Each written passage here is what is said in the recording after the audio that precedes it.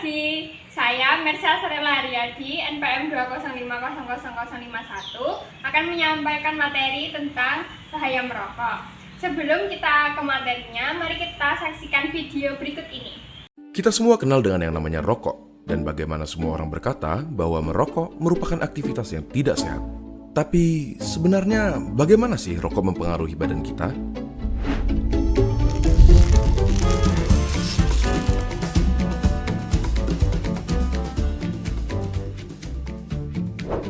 Coba kita mulai dengan komponen-komponennya.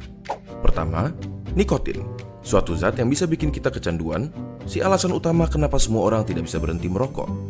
Bahkan, dia adalah alasan kenapa mereka yang berniat berhenti merasa tidak nyaman dan akhirnya ditarik kembali. Selain nikotin, ada sekitar 7.000 bahan kimia lainnya yang terlibat dalam proses membakar satu batang rokok, di mana diantaranya ada beberapa yang akan menjadi aktif dan dapat merusak badan kita. Terlebih lagi, terdapat lebih dari 60 bahan kimia diantaranya yang diketahui dapat menyebabkan kanker. Dari sini, kita dapat mengambil kesimpulan bahwa merokok dapat merusak berbagai macam organ tubuh kita dan secara umum menurunkan kondisi kesehatan. Komponen berikutnya adalah tar, suatu nama yang diberikan untuk partikel-partikel yang tergantung di dalam rokok. Partikel-partikel ini berisi zat-zat yang dapat menyebabkan kanker seperti karsinogen. Contohnya adalah metal seperti arsenik, kadmium, dan lain-lainnya. Tar itu lengket dan berwarna coklat. Dan apakah kalian pernah berpikir kenapa gigi dan kuku perokok menjadi kuning? Yap, itu adalah tar yang dapat juga mengotori paru-paru dan memberikannya penampilan yang sama. Zat yang berbahaya berikutnya adalah karbon monoksida, suatu gas yang dalam jumlah banyak dapat berakibat fatal karena menggantikan oksigen yang seharusnya tersirkulasi di darah. Gampangnya seperti ini. Di darah terdapat sel darah merah, dan di sel darah merah terdapat hemoglobin. Pada mereka yang tidak merokok, oksigen mengikat ke hemoglobin dan diantar ke seluruh tubuh. Tetapi, karbon monoksida dapat meningkatkan dirinya ke hemoglobin lebih mudah dari oksigen, dan akhirnya menggantikan oksigen. Kalian mungkin berpikir, ya sudahlah, apa masalahnya oksigen diganti karbon monoksida? Sangat bermasalah. Karbon monoksida membuat darah semakin kental, dan pada aktivitas seperti berlari yang membutuhkan banyak suplai oksigen, organ-organ penting seperti jantung, otak, dan lain-lain jadi kebagian sedikit sekali oksigen dan dapat berakibat fatal. Selain itu, di dalam rokok terdapat sesuatu yang bernama hidrogen cyanida. Paru-paru kita biasanya mempunyai rambut-rambut kecil bernama silia yang membantu membuang zat-zat asing yang memasuki saluran pernafasan. Hidrogen cyanida menghalangi tubuh kita dalam melakukan proses tersebut dan membiarkan bahan-bahan kimia seperti hidrokarbon, nitrous oxide, organic acid, dan lain-lainnya yang ada di dalam rokok berkumpul di dalam paru-paru dan merusaknya. Tetapi, di balik kenyataan bahwa merokok merusak paru-paru, jantung, pembuluh darah, bahkan otak sampai dapat menyebabkan stroke, ada fakta menarik yang tidak semua orang tahu.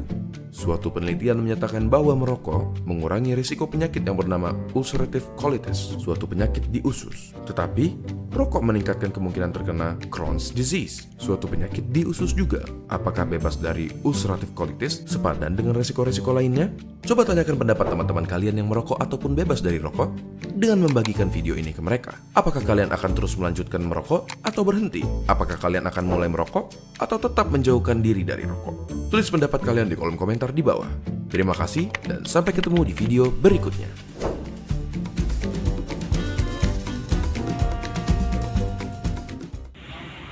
Bagaimana? Apa kalian sudah melihat videonya?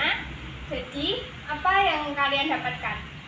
Bahaya bagi diri kalian sendiri kan kalau merokok. Ada apa saja sih di satu batang rokok? Itu ada nikotin, tar, dan juga bahan-bahan kimia yang dapat menyebabkan kita mendapatkan penyakit seperti kanker, juga penyakit paru-paru. Jadi bagaimana kita agar tidak terpengaruh untuk merokok? Kita bisa menghindari dengan tidak berkumpul dengan teman-teman yang merokok juga, atau meyakinkan diri kita bahwa jangan merokok. Lalu ada juga jangan malu mengatakan bahwa saya tidak merokok. Kalau kalian mau merokok ya udah silahkan. Dan juga berbanyak informasi yang mengenai tentang bahaya merokok, bagaimana untuk kita menghindari merokok. Lalu untuk yang sudah merokok, bagaimana kita melepasnya? kita dapat mengelola stres agar kita tidak stres dan lari ke merokok, lalu menghindari memicu kebiasaan merokok. Ada juga mengonsumsi makanan sehat dan juga berolahraga agar tubuh kita sehat dan dapat menyegarkan hidup kita. Jadi, mari kita hindari merokok dan hidup sehat. Terima kasih, selamat pagi.